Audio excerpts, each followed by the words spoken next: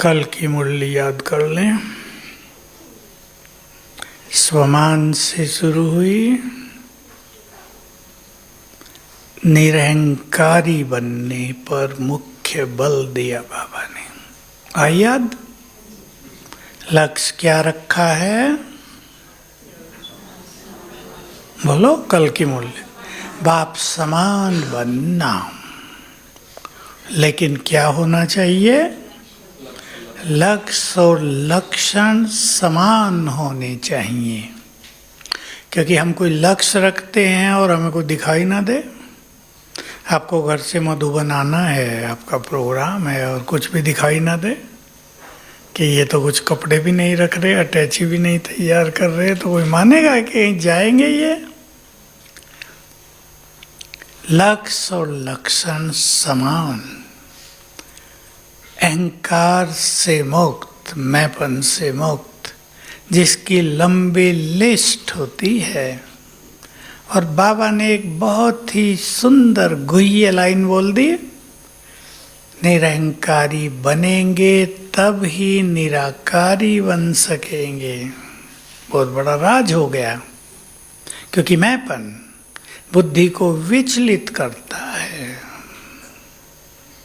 निराकारी स्थिति में जाने नहीं देगा। संकल्प बार बार चलेंगे, मैं और मेरा। यही दो बड़ी चीजें हैं जिनको एक बुद्धिमान पुरुषार्थी त्याग कर सकता है। इसके लिए बहुत दिव्य बुद्धि चाहिए, बहुत अच्छी स्थिति चाहिए, बहुत अच्छा चिंतन चाहिए। लेकिन पहले बात करते हैं स्वमान की। स्वमान अर्थात बाबा के द्वारा दिए गए टाइटल। तो पहले तो हमें टाइटल्स याद करने हैं, फिर इस नशे में रहना है कि ये टाइटल, ये स्वमान किसने हमें दिया है। किसी को कोई पदक मिलता है, बाबा कहा करते थे साकार में भी मिलिट्री वालों के पदक होते हैं, यहाँ लगाए रखते हैं। बड़े जनरल्स होंगे, यहाँ लगाए रखेंगे, उतारते नहीं। तुम्हें भी बहुत बड़े टाइटल दिए हैं बाबा ने, उन्हें भूलो नहीं, उनको अपनी स्मृति से उतारो नहीं। स्वमान तुम्हारा बहुत ऊंचा है। स्वमान श्रेष्ठ स्थिति का निर्माण करता है। जिसको भी अपनी स्थिति महान बनानी है, वे स्वमान के अभ्यास पे ध्यान दें। हालांकि बाबा ने ये भी कहा, माला सिमरन करते चलो, हाथ वाली नहीं। बुद्धि में स्वमानों की माला सिमरन करते चलो। पर गुह्य बात है कि श्रेष्ठ स्वमान को स्वीकार करके उसको अपना स्वरूप बना लेना। निकालेंगे छोटी सी लिस्ट स्वमानों की। बोलो भाई, बोलेंगे पहले, मैं मास्टर ज्ञान सूर्य हूँ। अब बहने बोलो, मैं शिव शक्ति हूँ। इधर वाले, मास्टर सर्वशक्तिवान हूँ। और बोलो, मैं विजय रतन पवित्रता का सूर्य हूँ। बोलो बहने उधर वाली, एक एक हाथ उठा के बोलो, सभी बोल देते। बोलो, मैं भाग्य, भाग्य सब छोटा सा है, और जोड़ो कुछ इसके साथ, पद्मा पदम। पदम संख्या बहुत बड़ी है। लोग आम रूप से पदम किसे कहते हैं उसको जानते नहीं हैं। पदम बहुत बड़ी संख्या होती है। करोड़ के बाद अरब, अरब के बाद खरब, खरब के बाद नील, नील के बाद पदम। इतना तो पैसा सारे संसार में भी नहीं है। उतना भाग्य, बहुत बड़ा भाग्य, असीमित, वो हमारा है। और बोलो इधर की बहनें, हो गया वो, और बोलो। नहीं, एक एक हाथ उठा के बोलो। पीछे वाले खड़े हो जाओ, आप तो बहुत दूर हो। वाह, मैं स्वराज्य अधिकारी हूँ, बोलो। शुद्ध आत्मा हूँ। अच्छा ठीक है भाई, ये शुद्ध आत्मा है। और बोलो, मैं पवित्रता का फरिश्ता हूँ, बोलो। मैं सिद्धि स्वरूप आत्मा हूँ। चलो भाइयों का नंबर। मैं परम पूज्य आत्मा हूँ। मैं परम पवित्र हूँ, बोलो पीछे वाले। हाँ ठहरो, एक बहन खड़ी हुई है, बोलो। मैं विघ्न विनाशक हूँ, बहुत अच्छा। सुदर्शन चक्रधारी हूँ। अब इन्हें फील करते चलना, बोलो। ठहरो, बाबा की राइट हैंड हूँ, बहुत अच्छा। कोई लेफ्ट हैंड भी बैठे? नहीं, सब राइट हैंड। कितने राइट हैंड हैं भगवान को, बोलो। आधार मूर्त और उद्धार मूर्त हूँ। ये बड़े स्वमान हो गए। बड़े स्वमान कई हैं हमारे, है तो सारे बड़े, कोई किससे छोटा नहीं। पर जो हमारी स्थिति पे बहुत गहरा प्रभाव डालते हैं, देखो आपने सोचा, जो आपने कभी अभी बताया नहीं, मैं इस सृष्टि में एक महान आत्मा हूँ। अगर ये नशा हो जाए तो महानताएं जीवन में आने लगेंगी। मैं आधार मूर्त उद्धार मूर्त हूँ, इसका बहुत गहरा मीनिंग है। मैं इस सृष्टि की आधार हूँ।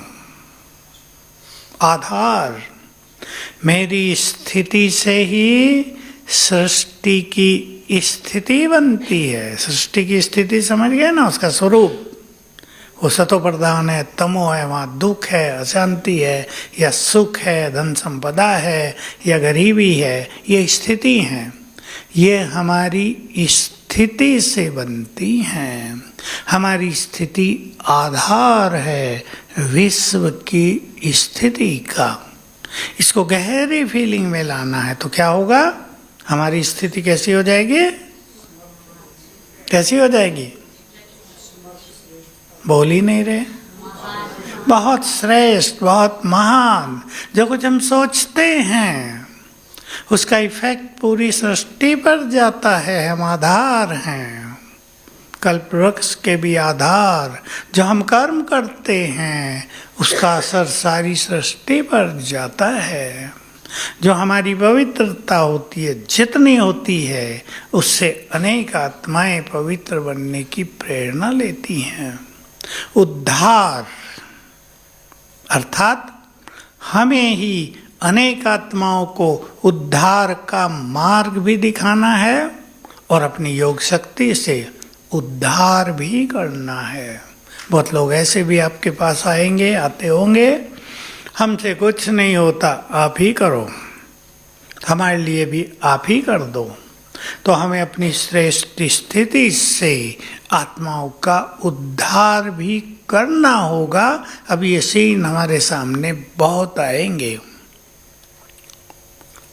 उद्धार, दुखों से उद्धार करना, परेशानियों से उद्धार करना, कलयुग के झंझटों से उद्धार कर देना, संसार की हलचल से उद्धार कर देना। ये प्रैक्टिकल मीनिंग है इसके। फाइनल उद्धार तो वो है कि मुक्ति में चले जाएं, लेकिन उससे पहले प्रैक्टिकल उद्धार मूर्त हम बनेंगे इस सृष्टि पर रहते हुए मनुष्यों के लिए। तो बहुत गहराई से इन चीज़ों को चिंतन में लाना है। अब इतने बड़े हमें काम करने हैं तो बोलो आगे। तो हमें कहीं टाइम वेस्ट नहीं करना चाहिए। जिसकी बहुत बड़ी जिम्मेदारी होती है वो आलस में नहीं रह सकते, वो केयरलेस नहीं हो सकते। रहते, जिसकी बड़ी जिम्मेदारी होती है, वो बहुत चुस्त रहते हैं, उनका अपने पर बहुत ध्यान रहता है, उनके लिए एक एक क्षण मूल्यवान होता है। होगा या नहीं? तो अगर हमें अपने कर्तव्यों की स्मृति रहेगी तो हम समय को जाने नहीं देंगे। ध्यान दें सभी, हम पूर्वज हैं पूर्वज सभी। कौन कौन पूर्वज बैठे? देखो, पूर्वज माना बड़े। आजकल दुनिया में पितरों की बात बहुत चलती है। जहाँ तक हम लोगों से प्रश्न पूछने लगे हैं लोग, ये पितृदोष क्या होता है भाई? हमें तो ज़्यादा पता नहीं होता था। पितरों को भोजन खिलाते हैं श्राद्ध में या किस में? श्राद्ध में।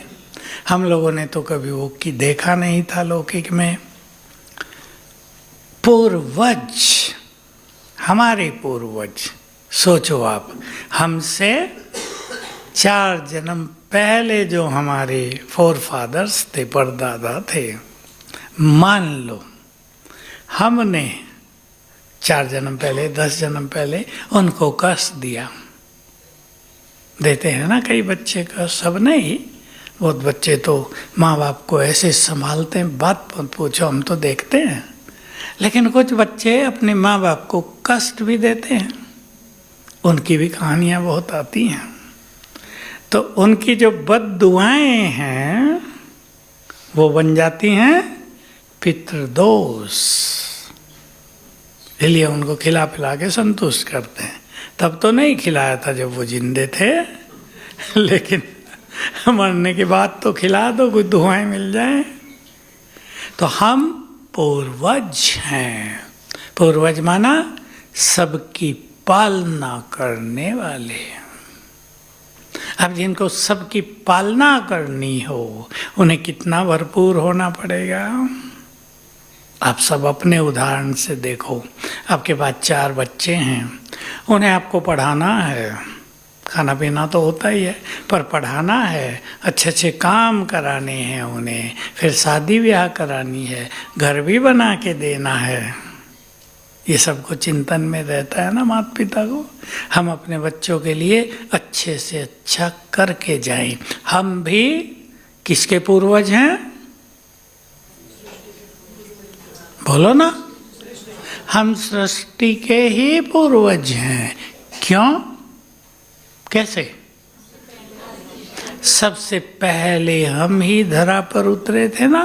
हम 1 से 2 हुए, 2 से 4, 4 से 6, 8, फिर और संख्या बढ़ी, 8 से 16, 16 से 32। हमारा अपना यदि हम कल्प वृक्ष बनाएं तो लाखों लोग हो जाएंगे ना। उन सब के हम पूर्वज हैं। हमारी स्थितियों का प्रभाव उन पर जाता है, हमारे पुण्यों का प्रभाव उन पर जाता है। ध्यान देंगे सभी, समझ रही माताएं? पुण्य बहुत बड़ी चीज है।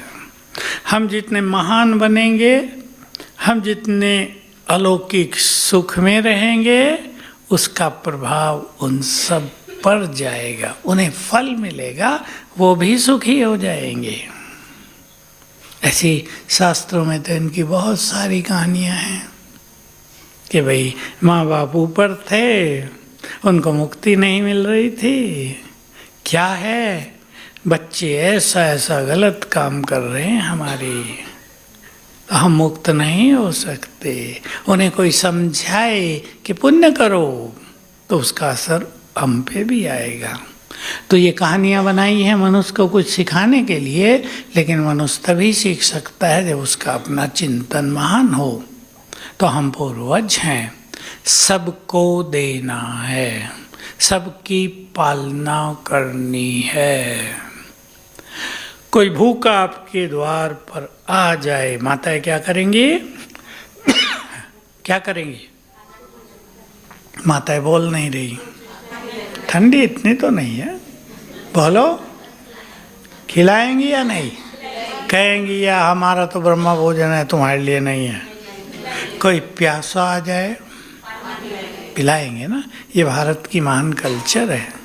पर कुछ ऐसे लोग भी आजकल हो गए हैं जो पानी भी नहीं पिलाते, जाओ जाओ यहाँ से, तुम्हारे लिए पानी है क्या हमारा।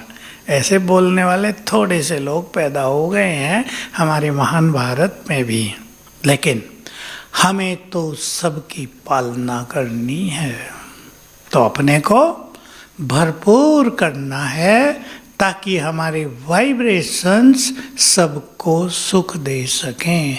ये गुड फीलिंग, ये डीप फीलिंग हमें होनी ही चाहिए। ये है स्वमान की प्रैक्टिस। हम बहुत शक्तिशाली हैं, शिव की शक्ति हैं। क्या हम इसे स्वीकार करते हैं? क्या ये बात हमारे चिंतन में है? माताएं पूछे अपने से, ये टाइटल माताओं को ज़्यादा देते हैं बाबा। हैं तो सभी शिव की शक्ति, क्योंकि शिव से शक्तियाँ मिल गई हैं।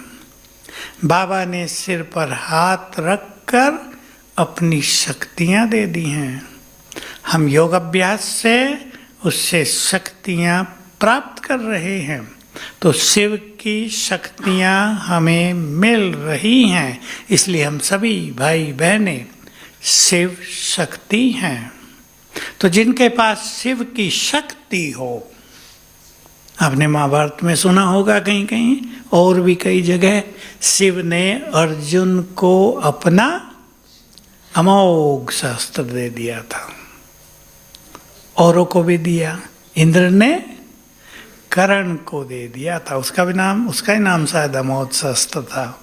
अर्जुन को दिया था पशुपात शस्त्र। हमें क्या दे दिया? क्या दे दिया हमें? अपनी सारी शक्तियां। हमें इस स्वमान में आ जाना है, इस नशे में आ जाना है। मेरे पास शिव की शक्तियां हैं। दुनिया में कोई बहुत बड़ा सिद्ध पुरुष, उसको भी स्वमान रहता है, मेरे पास ये सिद्धियां हैं, फलाने से मुझे ये सिद्धि मिली है, देवियों से मिलती है। हमें भी नशा हो जाए, हमारे पास शिव की शक्तियां हैं या नहीं? हाथ उठाओ जिन जिन के पास हैं। Very good. याद रखना, शिव की शक्तियां हैं तो हम कमजोर नहीं हैं, रोने वाले नहीं, रुलाने वाले नहीं, ऐसा नहीं। हम रोने वाले नहीं, रोने वालों को हंसाने वाले हैं, हंसाने वाले हैं। हम डरने वाले नहीं, सबको निर्भय बनाने वाले हैं। शिव की शक्ति हमारे पास है, हम भयभीत नहीं हो सकते। हम शिव की शक्तियों को यूज करके अपने जीवन को विघ्नों से मुक्त कर सकते हैं, परेशानियों को समाप्त कर सकते हैं। चिंतन करना इस पर, शिव की शक्तियाँ मेरे पास हैं। किसी भी बड़ी से बड़ी समस्या का सामना करने की शक्ति मुझे मिल गई है, स्वीकार कर लें। ये चिंतन हमें स्वमान का स्वरूप बना देगा। मैं मास्टर ज्ञान सूर्य हूँ, छोटलाल भाई ने बताया। इसका अर्थ है, दो अर्थ ले लेंगे और अपने घरों में भी इन दोनों अर्थों को यूज करेंगे सभी। ज्ञान सूर्य, सूर्य से लाइट फैलती है। मैं मास्टर ज्ञान सूर्य हूँ, मेरी किरणों से संसार का अंधकार दूर हो रहा है। तो घर का होगा या नहीं? घर का हो जाएगा। मैं मास्टर ज्ञान सूर्य हूँ, मेरी किरणों से इस संसार से माया के कीटाणु नष्ट हो रहे हैं। दो फीलिंग, गुड फीलिंग। तो हमें स्मृति रहेगी, जितना हम इस स्वमान में रहेंगे ये दोनों काम होते रहेंगे। जितना स्मृति में रहेंगे ये दोनों काम होते रहेंगे। एक स्वमान और ले लें, मैं विश्व कल्याणकारी हूँ। देखो हमें कितनी गहराई में ले चलेगा। मुझे तो विश्व का कल्याण करना है, महाभारत में दिखाया।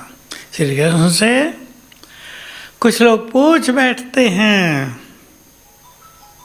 तुम चाहते तो इस युद्ध को रोक देते, तुम चाहते तो वो काम न होने देते, पर उसको क्या याद था, मैं तो आया ही हूं, बोलो, आसुरी संप्रदाय का विनाश करने के लिए। आप में से बहुतों को तो पता नहीं है, विराट रूप दिखाया अर्जुन को, उसमें महाकाल का रूप भी था, जिसमें सारे कौरव और पांडवों के बड़े बड़े महारथी भी समा रहे थे।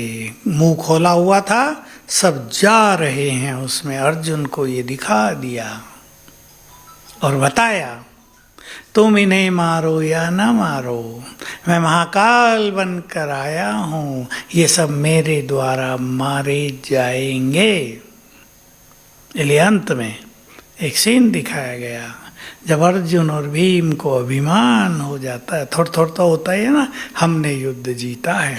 हालांकि दोनों को भी कठिनाई तो बहुत हुई। अर्जुन के साथ यदि श्री कृष्ण न होते तो वो कुछ नहीं कर पाता था, उनकी शक्तियां ही काम कर रही थी। तो और भी मैं कई जगह देखता हूँ, कुछ कुछ सीन दिखाते रहते हैं ना, कभी कभी देख लेता हूँ। तो दिखाया भीम को बांध दिया है, अब भीम जोर लगा रहा उसको तोड़ने का, नहीं टूट रहा है। श्री कृष्ण ने उसकी ओर देखा है, क्या कर दिया देखते, शक्तियां भेज दी, उन्हें झटका दिया और तोड़ दिया। तो यही काम हम सबके साथ भी हो रहा है। ईश्वरीय शक्तियां हमें मदद दे रही हैं, उसकी ओर देख लो बस, उसकी ओर देख लो बस, उसकी मदद मिल जाएगी। भूलना नहीं इस बात को, जब तक उसकी ओर देखेंगे नहीं उसकी मदद नहीं मिलेगी। देखना तो पड़ेगा हमें, जिसको याद कहते हैं उसे कनेक्ट होना पड़ेगा। तो मैं विश्व कल्याणकारी हूँ, मुझे सबका कल्याण करना है।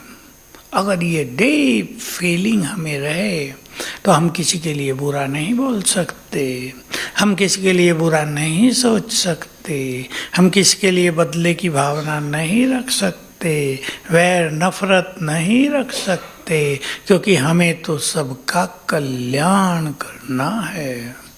लेकिन जरूरी है ये चीजें हमारे चिंतन में आ जाएं। एक बहुत अच्छा स्वमान और है हमारे पास, मैं विजयी रत्न हूं, मैंने माया को जीता है, इसलिए विजय माला का मणका बन गई हूं, बन गया हूं। मैंने कल्प कल्प माया को जीता है, जिनको ये नशा होगा वो माया को जीत लेंगे। और जो सोचते होंगे भारी काम है, हम तो पूरा नहीं जीत सकते, वो नहीं जीत पाएंगे। हमारे क्या स्वमान हमने लिया है, किस स्वमान में हमने विश्वास रखा है, वो हमारा स्वरूप बनता जाएगा। तो कल्प कल्प मैंने माया को जीता है। देखो माया को जीतने के लिए बाबा ने 2 चीजें हमें दी हैं। कौन कौन से भाई लोग, कैसे आपने माया को जीतना शुरू किया? पहले क्या मिला? ज्ञान। ज्ञान के बिना कोई माया को नहीं जीत सकता।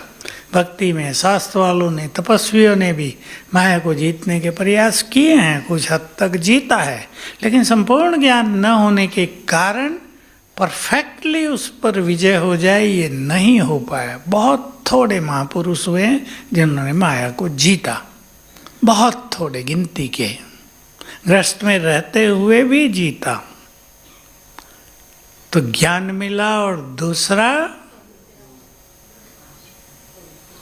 नहीं, पवित्रता के लिए तो ज्ञान मिला, दूसरा शक्तियां मिली। राजयोग के बिना कोई आत्मा माया को जीत नहीं सकती। तो राजयोग से सर्वशक्तिवान की शक्तियां आने लगी, उससे माया को जीतने का बल प्राप्त हुआ। संकल्पों में दृढ़ता आई कि हमने ही जीता था, हम ही जीतेंगे। चिंतन करेगी सभी जो विजयमाला में आने चाहें, वो इस स्वमान की बहुत प्रैक्टिस करें। मैं कल्प कल्प की विजयी आत्मा हूँ, कल्प कल्प मैंने इस माया को जीता है। हम नहीं जीतेंगे तो कौन जीतेगा? जिनके पास संपूर्ण ज्ञान और शिव की शक्तियां हों, वो नहीं जीतेंगे तो कौन जीतेगा? इस तरह का चिंतन करो। निसंदेह माया को जीतना सबसे कठिन काम है। उस दिन बाबा की मुरली में आ गया, मन जीते जगत जीत, काम जीते जगत जीत। मोह जीतना भी सहज काम नहीं, मोह जीतना सहज काम नहीं। ये नहीं लड़ाई कर ली तो मोह खत्म हो गया, ऐसा नहीं। बहुत सूक्ष्म गति है मोह को जीतने की, क्योंकि मोह, अटैचमेंट, ममता, आसक्ति मनुष्य की फट से किसी वस्तु में भी हो जाती है। उससे बाहर निकलना ये सहज काम नहीं होता है। तो हमें माया को जीतना है। रास्ता हमें पता है, मंजिल का हमें ज्ञान है, और रास्ते के साथ रास्ते पे चलने का बल भी हमें मिल गया है। तो सभी संकल्प करें, हमें माया को संपूर्ण रूप से जीत लेना है। बाप समान हमें बनना है। ये भी छोटी बात नहीं है। बस यहाँ से शुरू करेंगे, इस स्वमान को बढ़ाएंगे। मैं बाप समान हूँ, दोनों के समान, ब्रह्मा समान भी, शिव बाबा के समान भी निराकार हूँ, ब्रह्मा के समान फरिश्ता। फरिश्तेपन का अच्छा अभ्यास करना है, लेकिन ये सोचने से ही काम नहीं चल जाएगा मैं ब्रह्मा समान हूँ, बल्कि बाबा की कुछ क्वालिटीज अपने पास नोट करके रखें, कम से कम 8, और लाएं उनको अपने जीवन में। जैसे वो थे वैसे ही मुझे बनना है। जैसी तपस्या उसने की वैसी तपस्या मुझे भी करनी है। जैसे सोल कॉन्शियस होने का अभ्यास ब्रह्मा बाबा ने किया बहुत ज़्यादा, वैसे ही मुझे भी करना है।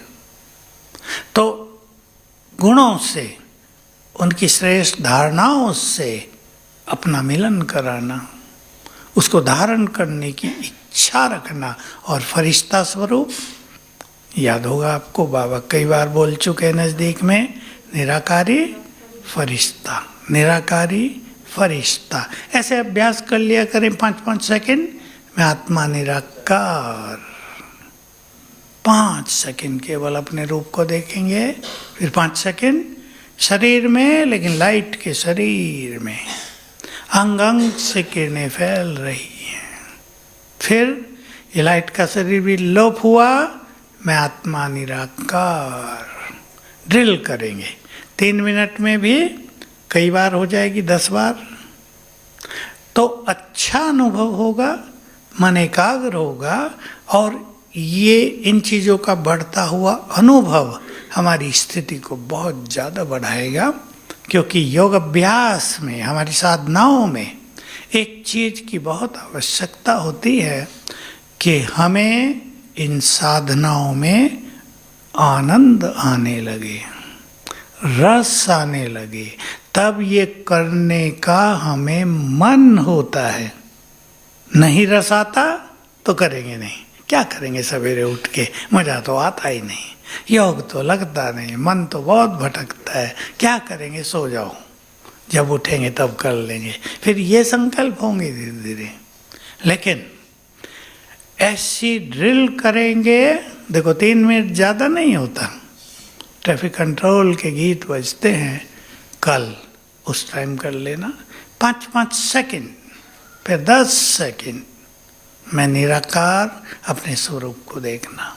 चमकती आत्मा न देखा जाए, मैं आत्मा हूँ, इस शरीर में बैठी हूँ। फिर शरीर लाइट का, अंग अंग से लाइट माइट फैल रही है, अपने रूप को देखेंगे। फिर ये शरीर विलोप हो गया, मैं निराकार आत्मा। कभी मैं निराकार आत्मा परमधाम में बैठी हूँ, कभी बाबा के साथ बैठी हूँ, कभी भ्रगुटी की कुटिया में बैठी हूँ। भिन्न भिन्न संकल्पों के साथ भिन्न भिन्न तरह से ड्रिल करते रहना है तो बहुत सुखद फीलिंग होगी।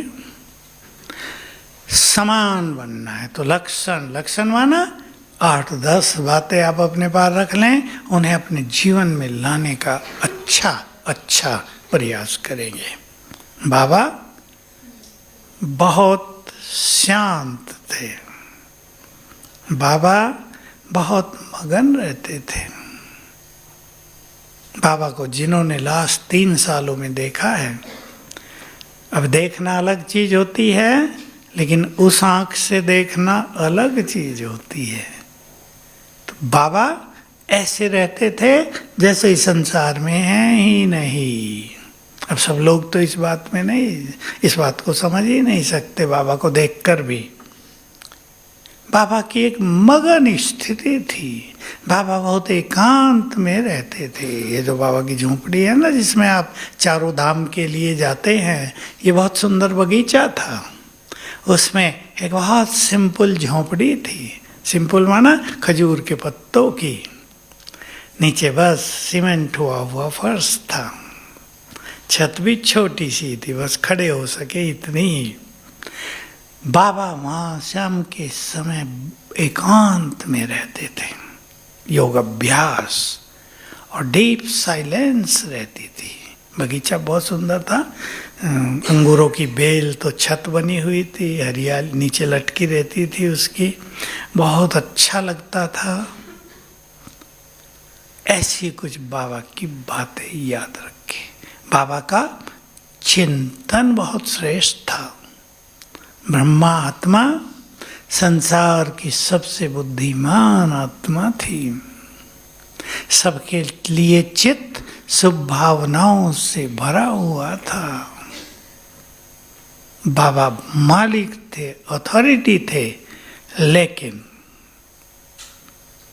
एक व्यक्ति ने बहुत गुस्सा किया, मुझे याद है। 5-7 बड़े जो भाई थे वो दादी जी के पास, बाबा के पास, तब बाबा थे, गए, बाबा इसको हटा दो। बाबा ने कहा नहीं, मेरा बच्चा है ना, ठीक हो जाएगा। जैसे माताएं नहीं निकाल सकती ना अपने बच्चे को घर से, कोई कोई तो निकाल भी देती हैं, फिर रोती हैं। हमने निकाल दिया, डांट डपट के, मार पीट के घर से बाहर भेज दिया, फिर रोती रहती है कब आएगा। बाबा नहीं, शुभ भावनाओं से भरा हुआ, बहुत सहनशील, मधुरभाषी।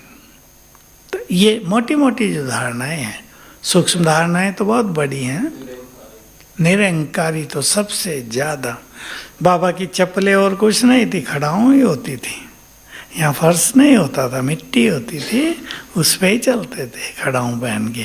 फर्श पे चलना तो कठिन है, खड़ाऊं पहन के मिट्टी में चलने में आनंद आता है। तो हम निरंकारी बनेंगे। मैं, एक तो देवभान को छोड़ने की बात है। किसी में घमंड रहता है, गीता में 3 शब्दों का प्रयोग किया गया है, अहंकार, घमंड, अभिमान। तीनों को छोड़ो।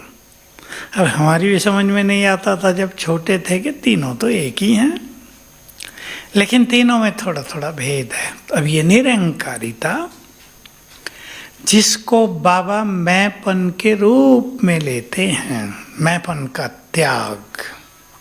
अब थोड़ी थोड़ी बातें निकालेंगे, मनुष्य को मैं किस किस रूप में आता है जीवन में, उसे छोड़ना है। बोलो,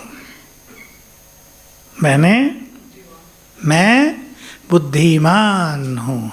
ये तो ठीक है, हम बुद्धिमान तो हैं, पर बुद्धि का अभिमान हो जाए।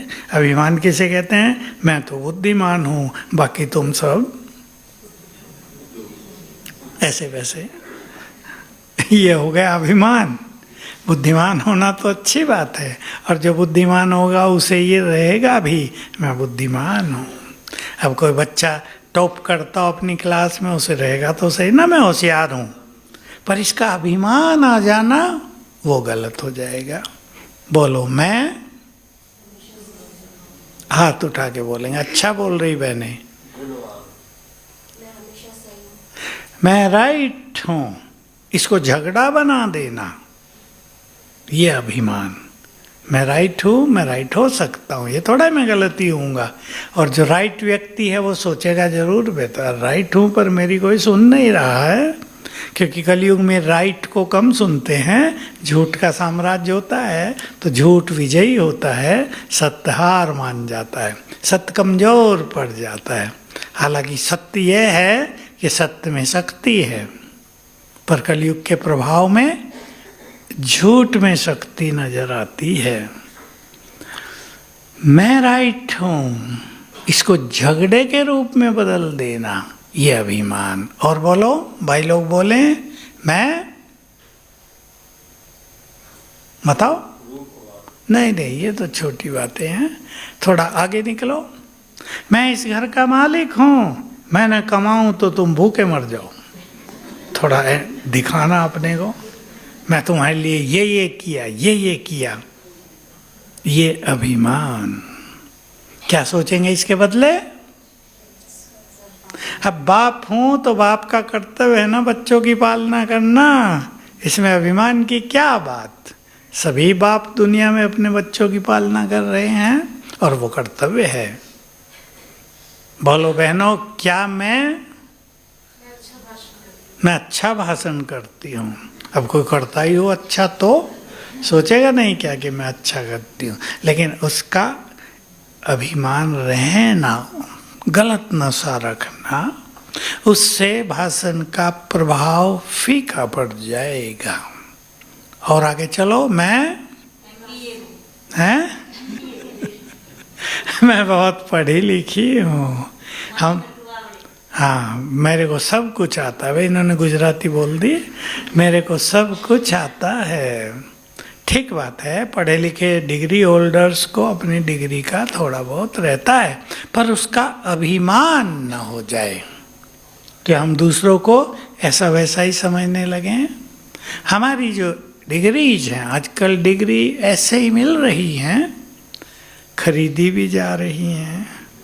एक ने 4 PhD कर ली। मैंने कहा अरे बहन जी, प्रोफेसर है वो, तो उन्हें 4 PhD कर ली? कहा 1-1 साल में कर ली। मैंने कहा कैसे? बता दिया राज उसने मुझे सारा, ऐसे ऐसे।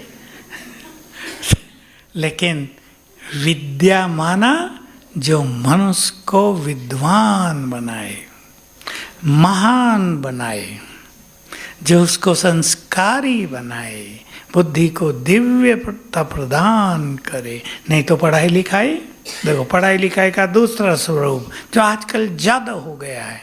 आपके बच्चे पढ़े लिखे, शादी हुई, अभिमान के कारण डिवोर्स, व्यवहार अच्छा नहीं करते, एक दूसरे को सम्मान नहीं देते, क्योंकि जहाँ अभिमान होता है वहाँ मनुष्य दूसरे का सम्मान नहीं करता। अभिमानी व्यक्ति को क्रोध भी ज़्यादा आता है। अभिमानी व्यक्ति को, बाबा का महावाक्य सुनाओ किसी को याद आए तो, अपमान भी ज़्यादा फील होता है। किसी के घर आप गए और उसने यही नहीं कहा ना आओ बैठ जाओ, लगेगा बड़ा खराब व्यक्ति, पूछा भी नहीं, स्वागत भी नहीं किया, 2 अच्छे बोल भी नहीं बोले। ठीक है बोलने चाहिए, परंतु कोई ना बोले तो हमें अपमान फील ना हो। तो सभी लक्ष्य बना दें, मुझे अपने किसी भी तरह के सूक्ष्म अभिमान को छोड़ना है। और छोड़ने की विधि, एक तो स्वमान। जितना स्वमान बढ़ेगा अभिमान घटेगा।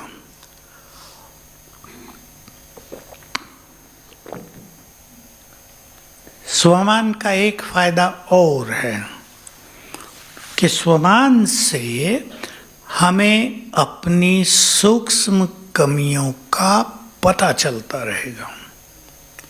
स्वमान नहीं है तो कमियों का पता बाद में चलेगा, गलत शब्द बोल दिए तब लगेगा मैं राइट हूं, बहुत देर में समझ में आएगा ये मैंने गलती कर ली।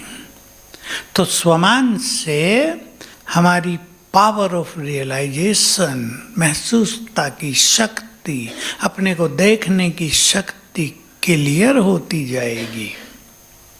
तो सभी को एक तो स्वमान बढ़ाना है, उससे अभिमान कम होगा। दूसरा, कैसे अभिमान मिटेगा? अनिमित्त भाव से भी, ये भी ठीक है। तीसरा, हाँ वो निमित्त भाव हो गया। करण करावनहार ऊपर बैठा है, हमसे करा रहा है। लेकिन इन्हीं को दूसरे शब्दों में, जो बहुत सुंदर शब्द हैं बाबा के, आप सब जानते हैं, जो कुछ मेरे पास है वो प्रभु देन है। प्रभु देन। देखो, कोई योग्यता मनुष्य के पास होती है, और भी चीज़ों का अभिमान हो जाता है। हमें बार बार अच्छी सफलता मिलती है, उसका भी अभिमान हो जाता है। हमें कोई विशेष क्वालिटी आ गई है, टैलेंट आ गया है, उसका भी अभिमान हो जाता है। वर्णन करते हैं, वर्णन करना भी गलत होता है। तो सब कुछ प्रभु देन है। पसंद है सभी भाई बहनों को? सब कुछ प्रभु देन। आपको अच्छा परिवार मिला, आपको अपने बिजनेस धंधों में अच्छी कमाई हो रही है, आपको और बहुत अच्छी अच्छी चीज़ें मिल गई हैं, ये सब प्रभु देन है। अहंकार खत्म हो जाएगा। और जो प्रभु देन हैं, और सुख संवाद देख लें, उनका सुख मिलेगा। अहंकारी व्यक्ति को प्राप्तियों का सुख नहीं मिलता है। उसका सुख कैसे जाता है?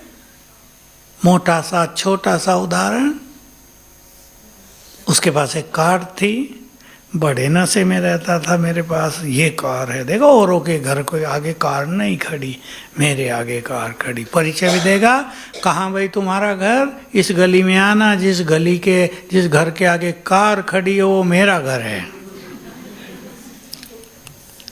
अब पड़ोसी ने थोड़ी अच्छी कार ले आई, अब क्या होगा? हो खुशी खत्म, ईर्षा होगी, होगा ना।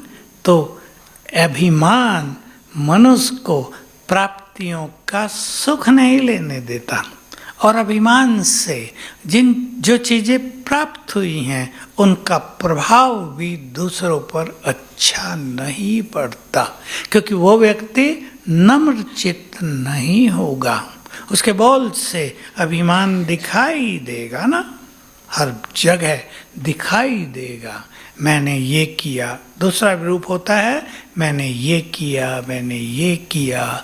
मैं एक बात सुना देता हूँ जो मैं सोचता आता था, श्रीमद् भगवत गीता पढ़ते आते थे, उसमें एक बहुत अच्छे महावाक्य आते थे, हे अर्जुन, जो मनुष्य ये सोचता है मैंने इतना दान किया, इतना पुण्य किया, इतने यज्ञ किए, इतने भूखों को भोजन खिलाया, हे अर्जुन, ये कर्म भी रजो प्रधान कर्म हैं। और आगे ज़्यादा उत्तर नहीं थे। मैं सोचता था इतने अच्छे काम किए, ये रजो प्रधान, तो सतो प्रधान क्या होता है भाई? भूखों को भोजन खिलाया और कुछ अच्छे काम कर दिए, दान पुण्य किया, गरीबों की मदद की, ये तो काम सतो प्रधान होने चाहिए। पर रजो प्रधान में क्यों पहुंच गए इतने अच्छे कर्म? क्योंकि मैंने किया, ये फीलिंग है। आजकल तो नाम भी लिख देते हैं ना।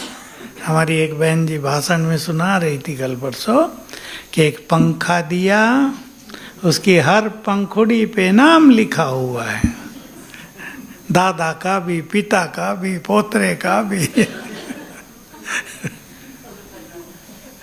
वो देते हैं ना जो बैठने के, उस पे लगाते हैं ना, स्टेशन पे लगाई रखते हैं, उस पे भी सबके नाम लिखे रहते हैं।